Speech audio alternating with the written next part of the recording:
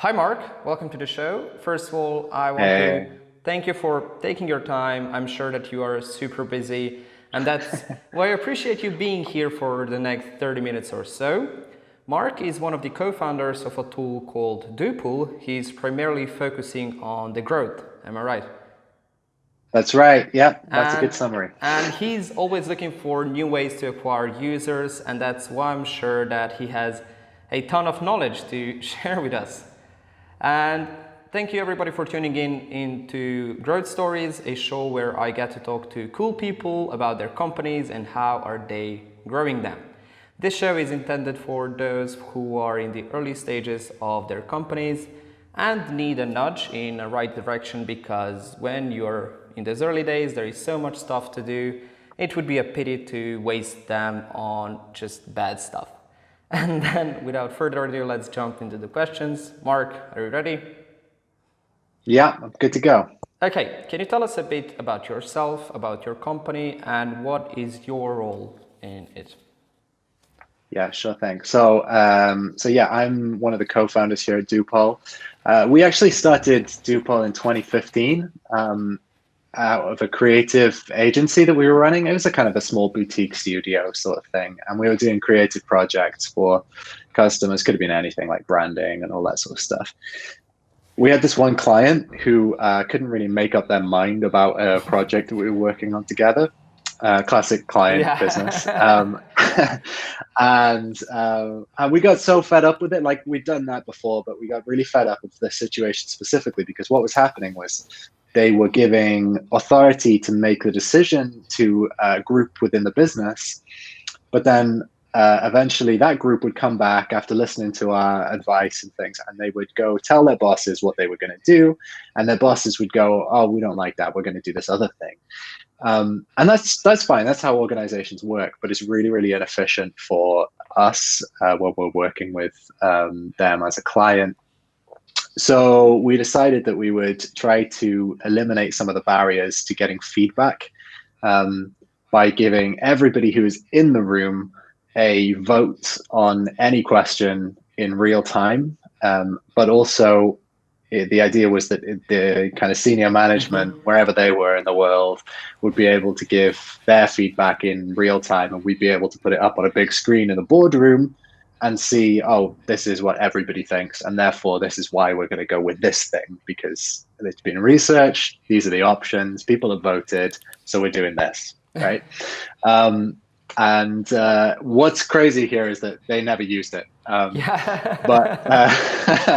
I, but yeah, I kind of expected that outcome. yeah, they've, you know what, we've tried to get them to use it over the years, and they're just not interested. But it turns out there's a whole lot of people who are interested in real-time feedback systems. Um, so we kind of pivoted Dupol towards being just a survey builder, which will give you real-time feedback and display your results in a really kind of visual and an easy to digest way. We found out that we we get about 3 to 4 times the response rate versus tools like SurveyMonkey because we're easy to use and everything is focused on kind of engaging people rather than just being, a boring survey tool. Um, so yeah, I think that's probably a pretty good summary of what the kind of business does. Yeah, and so what's your role in what is your primary focus on? Sure. Well, like as a co-founder, literally everything. But no, we're 3 people in the company. So my co-founder Steve takes care of the majority of the sales. So we have a direct sales model, and that's done us really well over the years. And then since about 2018, I took over. Well, I say took over. We didn't have any marketing, so I created some marketing channels for us. For you to take Did a lot of over. testing. That's it. Yeah, now I'm fully in charge. Steve is still doing direct sales, and we have a great product developer called James, who is fantastic at building the product itself. And James and I work together to kind of work on the product marketing stuff. Yeah. So yeah. So you basically build the tool to help yourself, to make your life easier. Yeah, so initially it was to make our life easier, to make the kind of the spend on the clients that we had go further. So rather than kind of going back and forth between a boardroom and office, we were going direct. Um, in reality, this piece of software that we built, it can be used for so many different things, right? So if you need to get customer satisfaction scores, Hmm. well, hey, you send out a survey. It's really quick and easy to do, and therefore more people respond to it. Uh, Live events is a big thing for us, although a bit less at the moment. We're doing a lot of webinar stuff Yeah. these days, actually, a lot of our customers, and that's kind of cool to see. But live events in a room, we give you a massive presenter screen, Yeah. and you're able to see the results coming in real time. So yeah, it's like a really well-rounded tool, and it's employee engagement stuff like that. Basically, anything that you can do with a survey that would be also elevated by an additional layer of kind of interactivity. That's what Doopoll's great at. Nice, nice, nice. So surveys are really competitive market, right? And how did you Yeah, find the motivation to actually push through a market like this? Was that yeah. like, was that your thought at the beginning, or was it like, let's just try it? No, we'd never run a software company before for a start. And I think everybody, there were three co-founders, and we were all a little bit kind of naive about what's involved in running a software company. It turns out that selling a license to use a piece of software is hard compared to selling somebody like, I don't know, like 10K of creative or Yeah. whatever. Um, and that was a challenge. But so here's the thing: is that we started out kind of selling Doopoll as a decision making tool, and there's barely any competition for that that is not like academic decision making frameworks, which is just not accessible for most people. What happened was we quickly realized that a lot of people just weren't interested in a decision making tool, and they just wanted a better survey tool. So it's a really, really hotly contested market when you zoom out and you look at all of the things that surveys can do. But when it comes to making surveys easy to use and easy to build, we thought, okay, there's a sort of, it's a kind of a niche that we could Yeah. get into, and adding the real time stuff as well.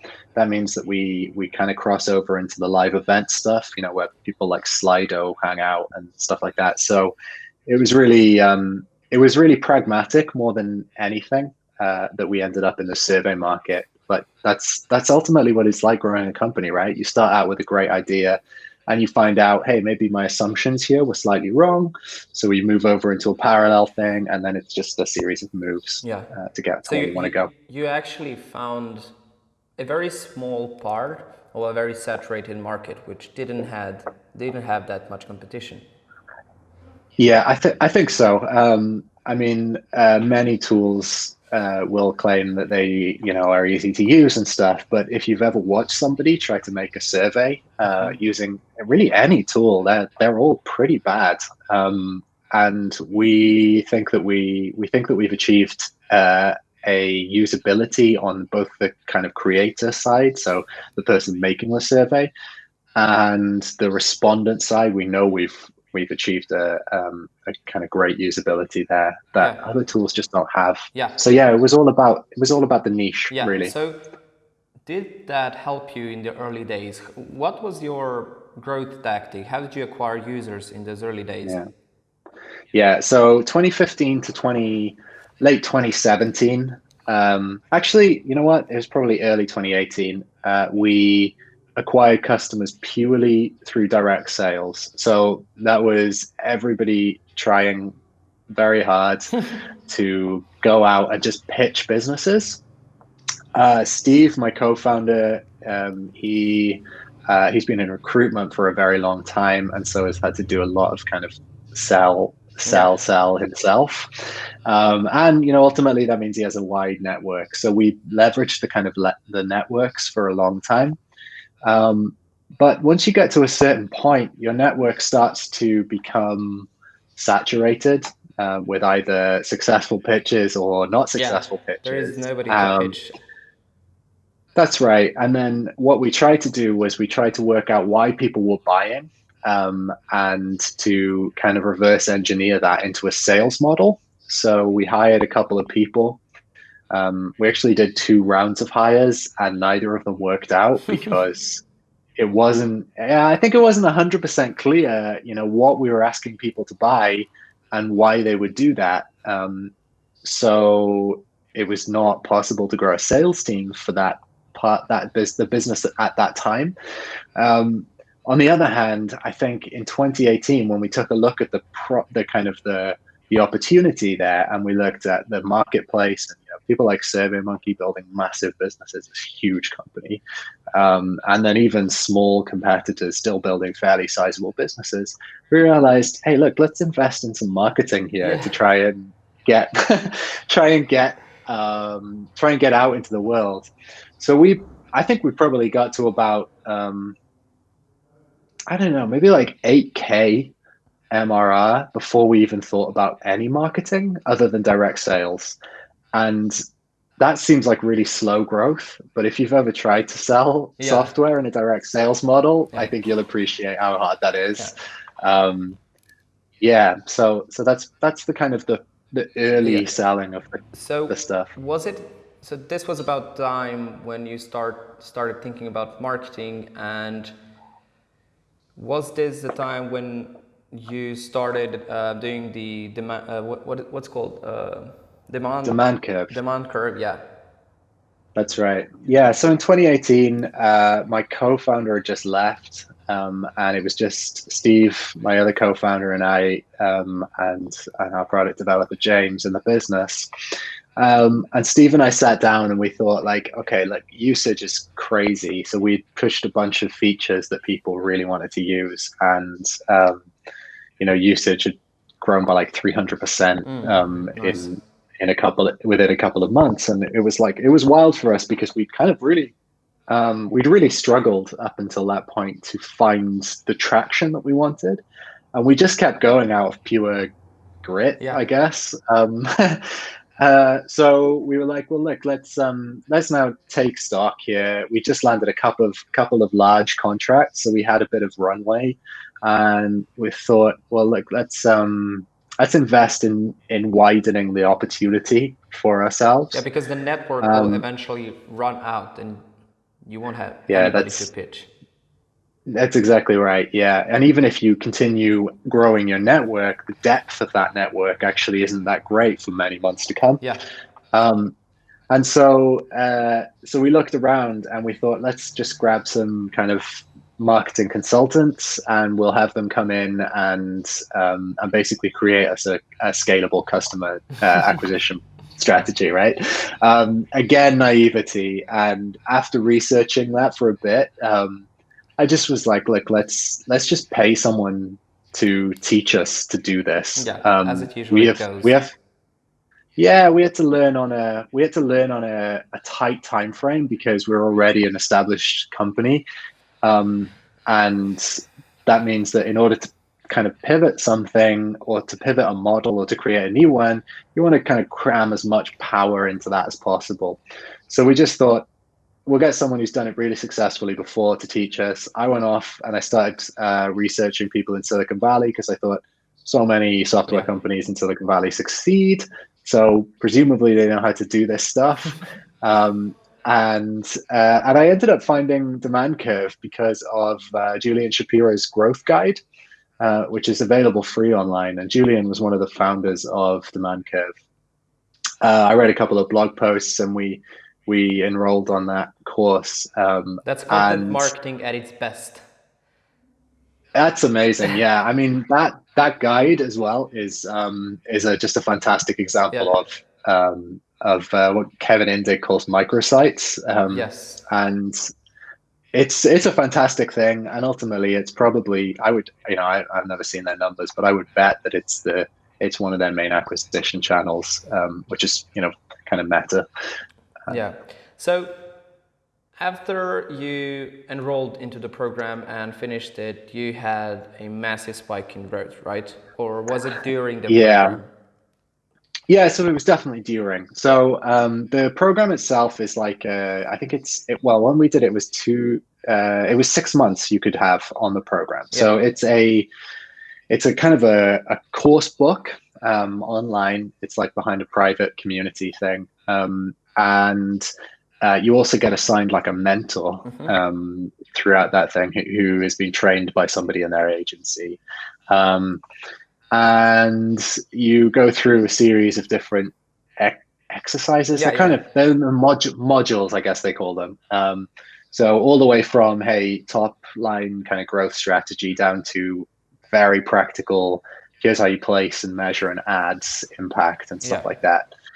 So what we did was we started at the top. We set up the kind of all of the um, initial modules. We did things like setting up conversion goals, planning out the strategy, um, trying some cold outreach with email and stuff like that. How did that go? Sorry to And interrupt.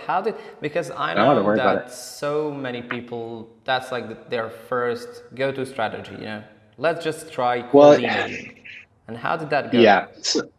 So, okay, so we did cold email in a couple of waves actually, just to be really specific about the detail here. So pre demand curve, we tried out Lemlist, which I'm not sure if you're Yeah, familiar yeah. with, but for anyone watching or listening, that Lemlist is a really cool tool that basically allows you to do sales emails that are take variables, and you can put them into video, and you can put them into pictures and stuff like that, and you get some like really kind of fun cold emails.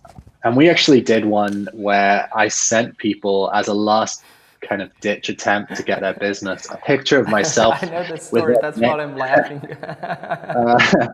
It was a picture of myself with a with the recipient's name tattooed to my arm in like some crazy font.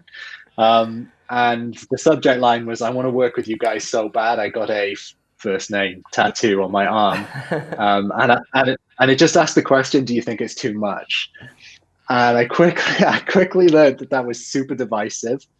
The majority of people thought, "Oh, that's kind of funny, but like I don't need this." Yeah. But there were some people who were like genuinely mean about it as well. Somebody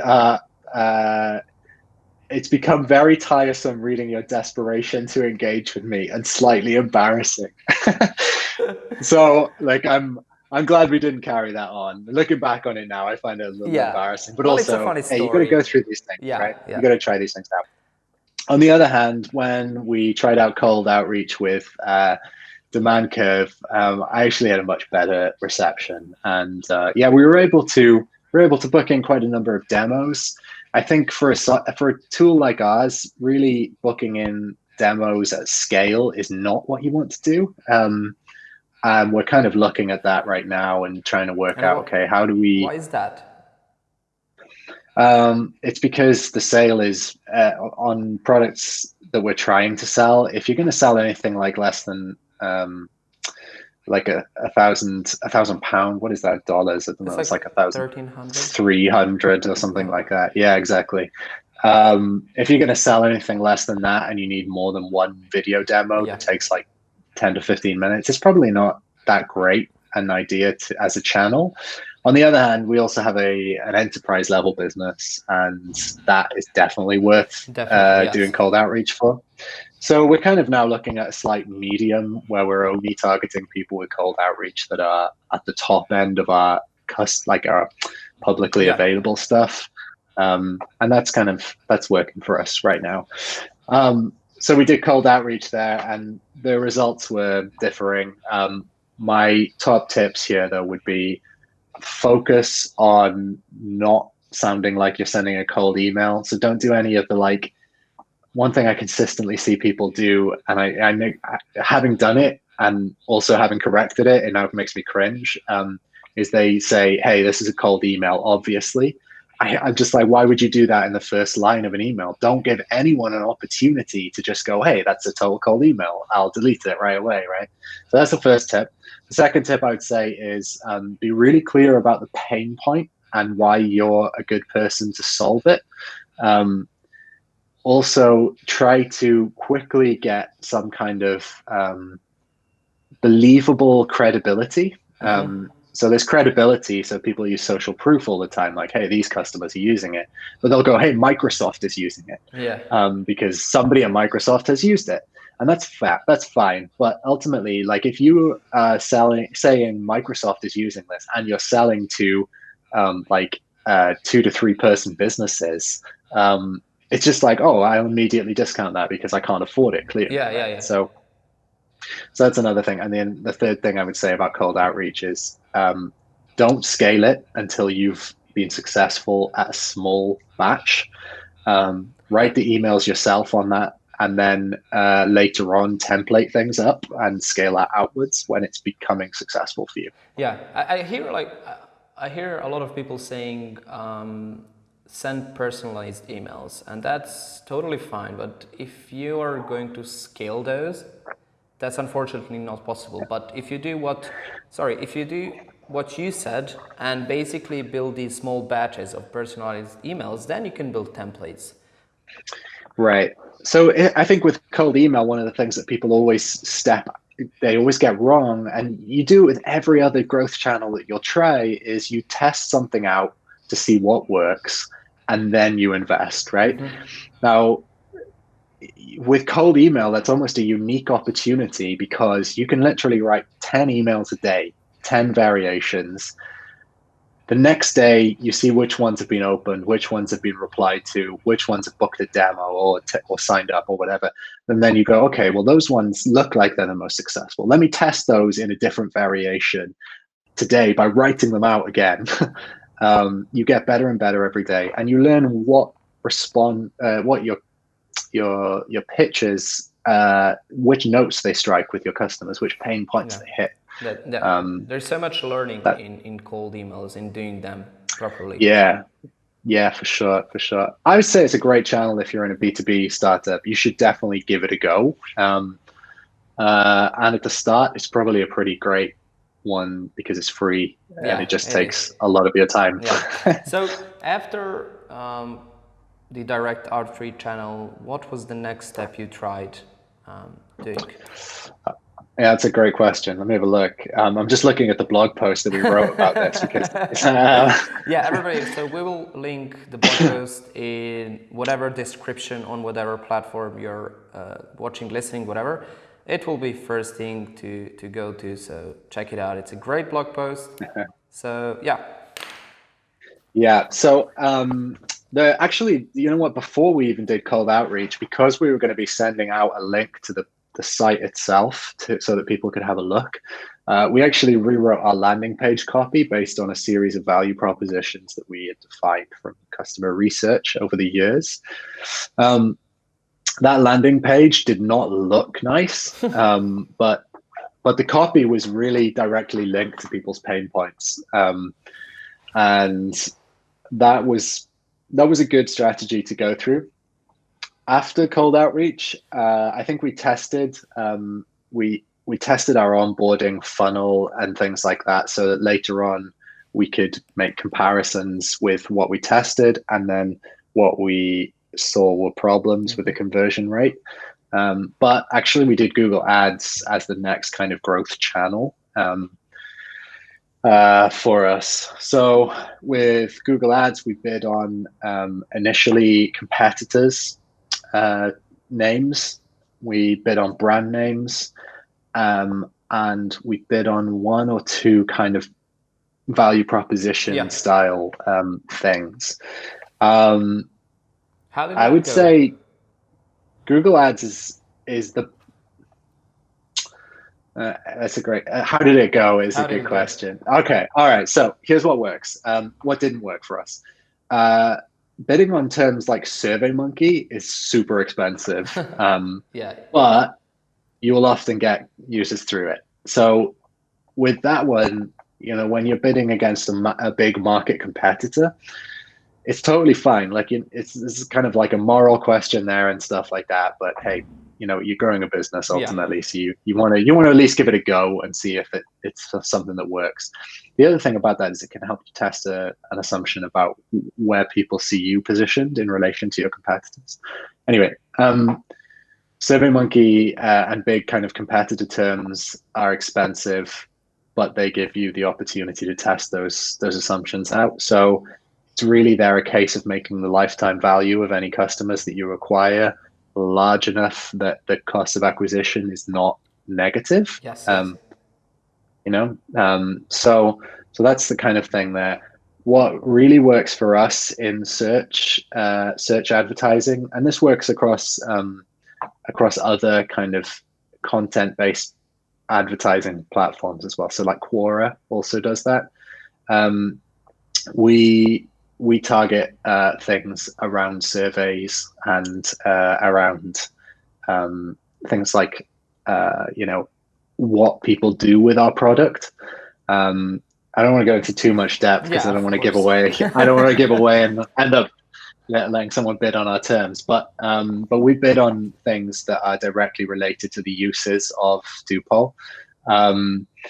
Those things you can acquire customers pretty cheaply. I would say, even on Google Ads. Now, it depends on what industry you're in, right? But for us, that has been the most consistent value from Google Ads that we've got. Right now, we're not paying for any advertising, and that is because we also invested in content marketing pretty early on in our experiments. We had a great experience with content marketing. Yeah.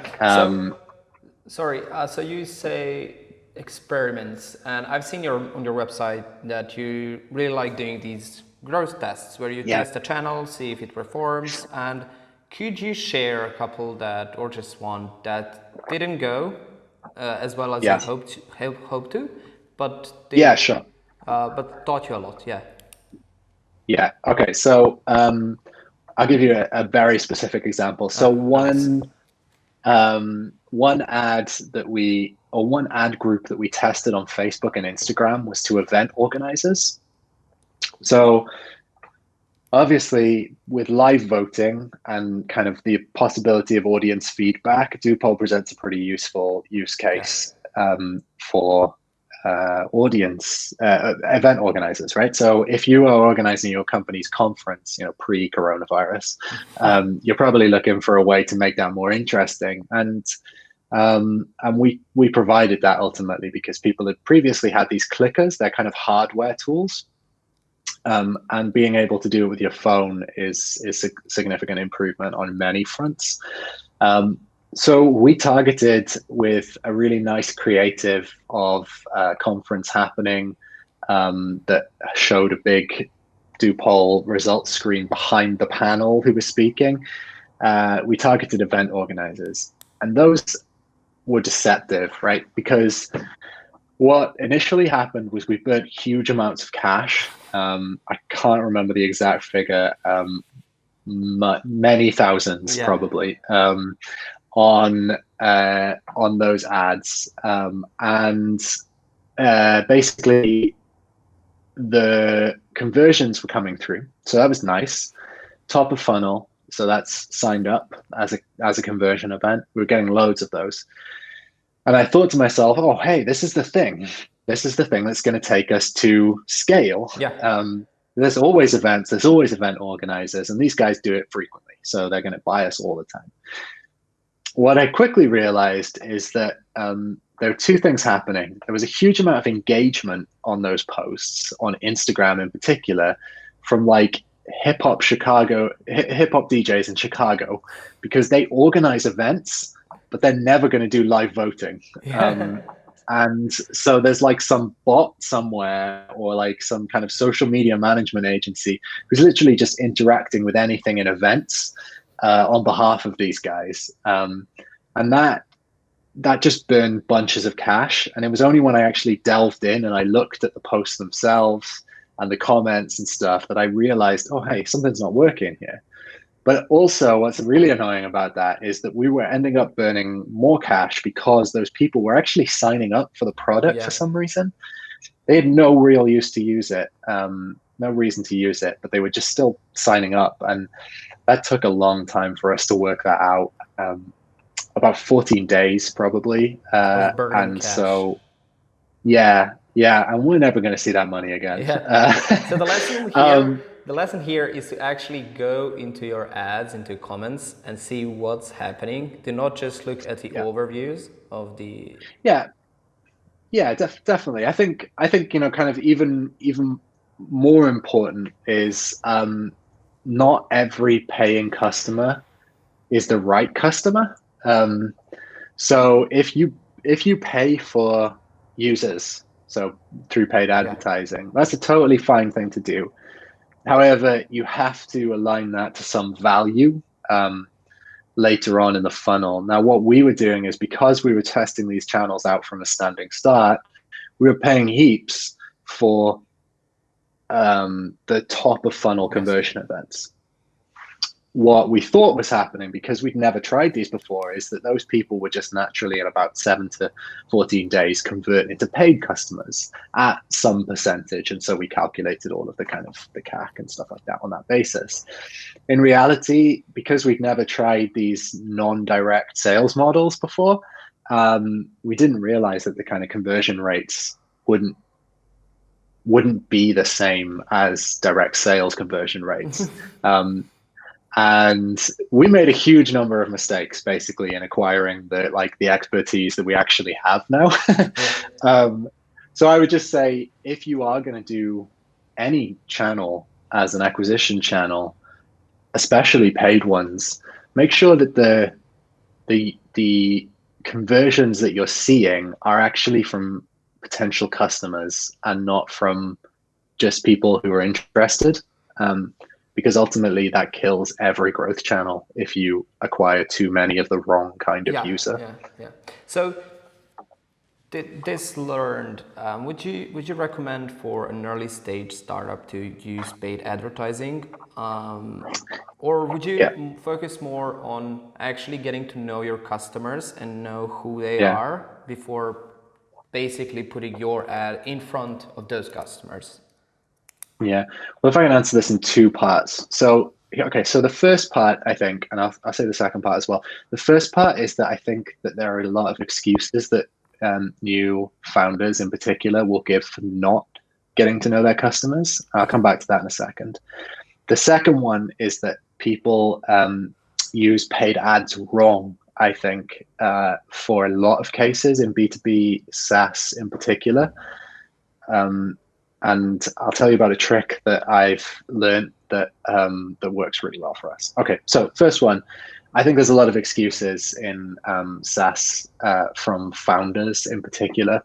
Most founders that I come across who've never done I never had to grow a business before or never had to grow a SaaS business will basically they'll chicken out at the earliest opportunity when it comes to talking to customers or trying to make sales directly. Look, it's hard, it's embarrassing, and as you can see from this blog post and the stuff I've said here, like I've made a huge number of mistakes personally in terms of trying to grow the business. But the reality is everybody is trying to just do the best they can. Some people have worked it out. Some people are working it out. The quickest way to be successful with any growth channel, in my opinion, is to have a very clear idea of who you're trying to sell to and on what basis. You can't write effective ad copy until you really understand your customers, unless you're incredibly lucky. And the majority of people aren't lucky by definition. So that's the first thing I would say. Totally worthwhile doing, probably, but only if you know your customers first. The second thing I would say is we initially used paid advertising only as a way to acquire customers, right? And that's fine because that's what it's made for. But the best thing that came out of running paid ads for me was that I realized that for a relatively cheap cost, you can pump potentially thousands or tens of thousands of people into a funnel that you can then optimize, and you can just see what happens. So if you are doing what you should be doing, which is managing the whole life cycle of customers during your acquisition strategy and your acquisition experiments. So it's not just does this ad convert? It's does this ad send people to the next stage and then next stage and tracking if the you're doing that whole journey of the customer. Right, exactly. So if you're doing that, actually paying a cheap amount for customers is probably a pretty good idea. Setting that and using that as a kind of a drip feed for yourself. So don't leave those ads on. Use it to pump a cohort through your funnel, see what happens, then analyze where there are problems in your funnel, then fix those, then turn the ads back on, and you just start that cycle over and over again. That is the most valuable use of paid advertising that I've discovered for our business. That's not the same for every business, clearly. But for us, that's what we use paid advertising for even now.